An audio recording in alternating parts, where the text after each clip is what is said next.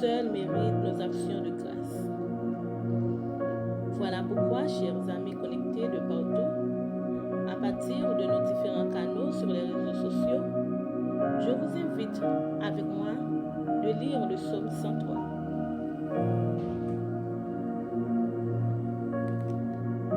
Psaume 103.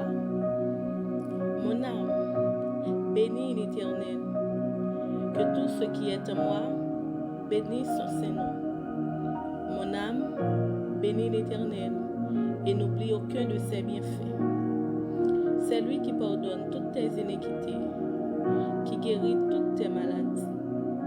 C'est lui qui délivre ta vie de la fosse, qui te couronne de bonté et de miséricorde. C'est lui qui rassasie de bien ta vieillesse, qui te fait rajeunir comme l'aigle. L'Éternel fait justice. Il fait droit à tous les opprimés. Il a manifesté ses voies à Moïse, ses œuvres aux enfants d'Israël. L'Éternel est miséricordieux et compatissant, lent à la colère et riche en bonté. Il ne conteste pas sans cesse. Il ne garde pas sa colère à toujours. Il ne nous traite pas selon nos péchés. Il ne nous punit pas selon nos iniquités. Mais autant les cieux sont élevés au-dessus de la terre, autant sa bonté est grande pour ceux qui le craignent. Autant l'Orient est éloigné de l'Occident, autant il éloigne de nous nos transgressions. Comme un père a compassion de ses enfants, l'Éternel a compassion de ceux qui le craignent. Car il sait de quoi nous sommes formés. Il se souvient que nous sommes poussière. L'homme, ses jours sont comme l'herbe. Il fleurit comme la fleur des champs. Lorsqu'un vent passe sur elle, elle n'est plus, et le lieu qu'elle occupait ne la reconnaît plus. Mais la bonté de l'Éternel durera jamais pour ceux qui le craignent, et sa miséricorde pour les enfants de leurs enfants, pour ceux qui gardent son alliance et se souviennent de ses commandements afin de les accomplir. L'Éternel a établi son trône dans les cieux, et son règne domine sur toutes choses.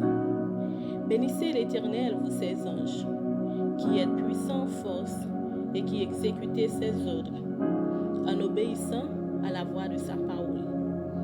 Bénissez l'Éternel, vous toutes ses armées, qui êtes ses serviteurs et qui faites sa volonté. Bénissez l'Éternel, vous toutes ses œuvres, dans tous les lieux de sa domination. Mon âme, bénis l'Éternel. Amen. Prions le Seigneur. Dieu fort, Dieu d'amour, Dieu de l'univers, nous te rendons grâce pour tout ce que tu as fait pour nous. Tu es digne de louange et d'exaltation.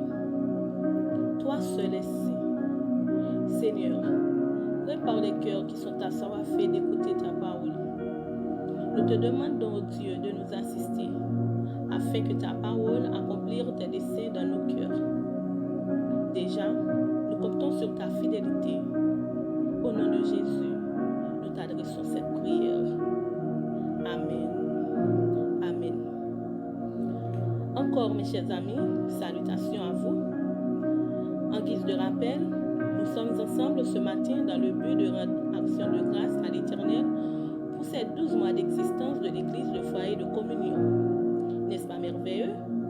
Disons Amen. Amis connectés ce matin, nous voulons rendre grâce à Dieu pour son intercession en notre faveur à travers Jésus-Christ. Notre sujet pour ce matin, c'est Jésus, notre avocat.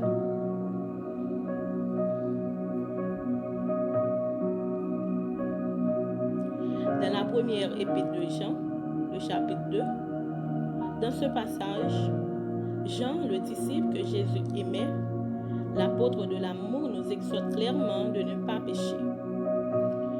C'est l'un des buts de sa lettre aux croyants du premier siècle. Mes petits enfants, je vous écris ces choses afin que vous ne péchiez point. L'homme naturel, de nature pécheresse, ne peut pas pécher. C'est sa nature. La Bible dit que l'homme est né pécheur, car tous ont péché et sont privés de la gloire de Dieu. Selon Romains 3, verset 23. La Bible a ajouté en Romains 5, verset 12, c'est pourquoi, comme par un seul homme, le péché est entré dans le monde, et par le péché, la mort. Et qu'ainsi, la mort s'est étendue sur tous les hommes, parce que tous ont péché. Ainsi, l'homme ne peut passer outre le péché. En Éphésiens 2, verset 1er à 3, la parole de Dieu nous dit, « Vous étiez morts par vos offenses et par vos péchés, dans lesquels vous marchiez autrefois, selon le train de ce monde, selon le prince de la puissance de l'air, de l'esprit qui agit maintenant dans les fils de la rébellion. Nous tous aussi, nous étions de leur nombre, et nous vivions autrefois selon les convoitises de notre chair, accomplissant les volontés de la chair et de nos pensées, et nous étions par nature des enfants de colère comme les autres. Donc, le péché est universel. Il atteint toute l'humanité. Les croyants aussi étaient du nombre des pécheurs comme les autres. Je dis bien été, au passé. Mais nous voulons rendre grâce à Dieu pour le mettre dans le passage. La Bible dit, mais Dieu prouve son amour envers nous en ce que lorsque nous étions des pécheurs, Christ est mort pour nous, selon Romains 5, le verset 8. En Éphésiens 2, verset 4 à 6, la Bible nous dit aussi, mais Dieu qui est riche en miséricorde, à cause du grand amour dont il nous a aimés, nous qui étions morts par nos offenses, nous a rendus à la vie avec Christ. C'est par la grâce que vous êtes sauvés. Il nous a ressuscités ensemble et nous a fait asseoir ensemble dans les lieux célestes en Jésus-Christ. Enfin, Jésus nous a dit en Jean 3, verset 16, « Car Dieu a tant aimé le monde qu'il a donné son Fils unique, afin que quiconque croit en lui ne périsse point, mais qu'il ait la vie éternelle. » Donc, Dieu, pour prouver son amour à notre égard, il nous a donné son Fils unique, Jésus, qui est mort à notre place pour nous délivrer de la condamnation, de l'esclavage, de la présence même du péché. Désormais, pardonné, racheté, ressuscité, assis dans les lieux célestes en Jésus-Christ, nous sommes libres et nous pouvons ne pas pécher. Autrement dit, Dieu a mis en nous toutes les dispositions nécessaires pour combattre victorieusement contre le péché. Le Saint-Esprit, la foi, la parole de Dieu, la prière, la présence d'autres croyants pour nous aider à mener ce combat contre la tyrannie du péché. Jésus a dit, la chair est faible, mais l'esprit est bien disposé. La Bible dit en Hébreux 13, verset 4, « Et nous n'avons pas encore lutté jusqu'au sang contre le péché. Je vous écris, petits enfants, afin que vous ne péchiez point. Amis, comme croyants, nous ne pouvons pas pécher. Il n'est plus naturel pour nous de pécher, car Jésus avait déjà résolu le problème du péché dans notre vie. Paradoxalement, il nous arrive de pécher comme croyants, car faisant face aux dures réalités de la vie, aux influences constantes de ce monde, anti-Dieu, anti-Christ, à Satan, à notre chair, comme des ennemis. Redoutable, il peut nous arriver de céder en commettant des péchés, contrairement à nos dispositions comme croyants. Certaines fois, nous nous sentons mal à l'aise, d'autres fois, nous paraissons incapables. Cependant, amis connectés, croyons en Jésus-Christ. Nous devons rendre grâce à Dieu. Il nous aime tellement, il agit avec miséricorde. Bonté envers nous. Le texte nous dit, Si quelqu'un a péché, c'est une possibilité. Autrement dit, accidentellement, il peut nous arriver de pécher. La vérité est que, comme croyants, nous ne sommes pas toujours au top de notre vie avec Dieu. Il nous arrive d'être blessés comme soldats de l'armée du Seigneur, d'être frappés par l'ennemi de notre foi, d'être touchés dans notre ère. Quand cela arrive, l'accusateur de notre âme, le Dieu nous accuse, nous donne du mensonge pour faire croire que nous sommes disqualifiés aux yeux de Dieu, que nous ne sommes plus enfants de Dieu, qu'il n'y a plus d'espoir pour nous, que notre combat est perdu. Donc, nous allons échouer. Nous sommes trop sales pour nous présenter devant Dieu. Nous ferions mieux d'abandonner. Amis connectés, je suis presque sûre à 100% que beaucoup d'entre nous en sont déjà arrivés là dans notre vie avec le Seigneur. J'ai une bonne nouvelle pour vous ce matin. Nous avons un avocat auprès du Père, qui est Jésus-Christ, le juste. Amis, Dieu met à notre disposition 24/24 un avocat, Jésus, le Fils de Dieu, afin de nous défendre. Il intercède pour nous auprès du Père, notre Père, malgré le fait que nous avons commis des péchés. Qu'est-ce que cela signifie, un avocat? C'est une personne qui a les qualifications requises qui vient à notre secours pour plaider en notre faveur par devant un juge, un magistrat debout. Voilà ce que fait Jésus qui nous offre toujours son appui, son soutien. Il intercède pour nous quand le moment le réclame. Constamment, il défend notre cause. Dans notre réalité en tant qu'être humain, l'avocat défend les droits et les intérêts de ses clients. Jésus-Christ, pour mieux nous défendre, connaît et maîtrise les subtilités de la loi et peut naviguer à travers les statuts souvent compliqués avec exactitude et précision. Autrement dit, il n'y a rien qui échappe à sa compétence comme notre avocat. Considérons deux aspects qui peuvent nous faire comprendre que Jésus est notre avocat, compétent et expérimenté. Le premier est que Jésus a respecté scrupuleusement les lois, les principes établis par Dieu. La Bible dit qu'il est le seul homme qui n'a jamais commis de péché. Il n'a jamais violé la loi. Pendant sa vie sur la terre, Jésus a connu la tentation, la trahison, le mépris, le rejet, la torture. Il a tout surmonté victorieusement. Le deuxième aspect, qui complète le premier, est son sacrifice sur la croix. C'est mes percées qui restent comme la preuve qu'il a payé le prix de nos péchés.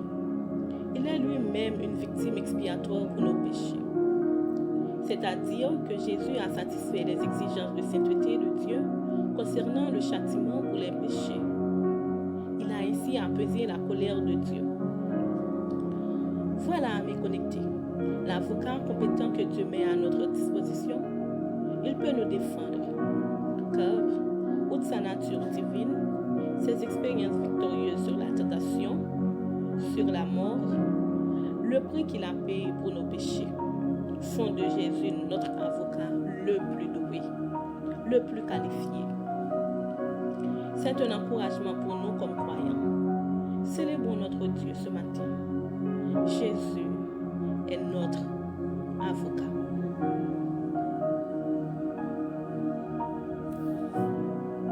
Prions maintenant, amis, pour rendre des actions de grâce à Dieu pour son intercession en notre faveur, car Jésus est notre avocat.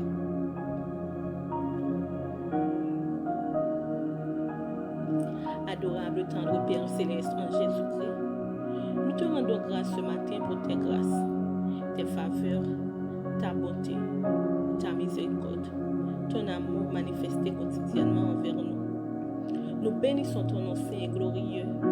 Nous te remercions de nous aimer autant. En Adam, nous étions pécheurs, condamnés à mourir, destinés à la mort éternelle en enfer. Mais tu as prouvé ton amour envers nous. Par ta grande bonté, Tu as fait mourir ton Fils unique, Jésus, à notre place, pour nous pardonner, nous donner la vie éternelle et résoudre définitivement le problème du péché dans notre vie. Nous témoignons notre reconnaissance envers toi, Seigneur. Notre avocat, c'est Jésus. Il nous arrive bien souvent de pécher, mais tu nous défends par tes mains percées. Merci pour ton sacrifice. Merci pour ton amour merveilleux. Nous bénissons ton nom pour le premier anniversaire du foyer de communion. Merci pour ta plaidoirie victorieuse en notre faveur, en faveur de ce ministère. Nous prions pour nos familles, les familles qui fréquentent nos activités régulières, tous nos connectés, nos partenaires. Père, sois notre bon berger. Nous intercédons en faveur de notre pays. Seigneur, jette un regard de faveur sur notre pays, Papa. Trop de familles déshéritiées, trop de familles dans des conditions extrêmes, trop d'enfants dans les rues, la situation sécuritaire de notre pays. Père, fais quelque chose pour nous. Papa, dis un mot pour payer nous, Papa. Guéris peuple là. Guéris peuple nous, Papa. Bénis-nous. Que ton nom soit béni ce matin et toujours. Amen. Amen.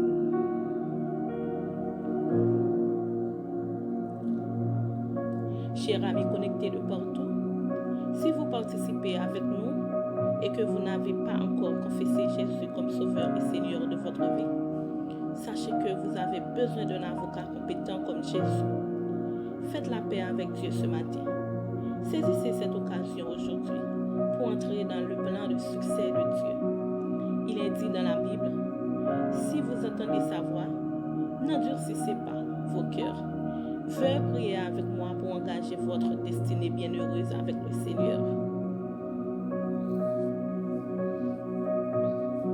Père de grâce, je confesse et je crois ce matin que Jésus est mort pour moi et il est ressuscité pour pardonner mes péchés, me donner la vie éternelle et devenir aussi mon avocat auprès de toi. Il a payé le prix de mes péchés. Je l'accepte comme Sauveur et Seigneur de ma vie. Pardonne mes péchés et donne-moi la vie éternelle que tu as payée pour moi à la croix. Merci d'exaucer ma prière. Merci de pardonner. Merci aussi de me sauver. Amen. Amis, si vous avez prié ainsi, veuillez nous le signaler dans les commentaires. Ce sera un plaisir pour de grandir avec vous. Amis connectés, je vous remercie de votre présence ce matin pour ce moment béni d'action de grâce à notre Dieu, pour réaliser que Jésus est notre avocat. Il est aussi prêt à offrir des services à tout, moyennement une condition: confesser son nom et croire en son sacrifice à la croix. Continuez de nous suivre sur les réseaux, notamment sur YouTube et Facebook. Nous vous donnons rendez-vous demain pour un autre temps d'action de grâce. Nous allons voir que c'est Jésus, notre médiateur. Amis, personne ne peut résister à la plaidoirie de Jésus-Christ en notre faveur. Si Dieu est pour nous, qui sera contre nous? Je vous souhaite une très bonne journée sous la protection du Dieu Tout-Puissant.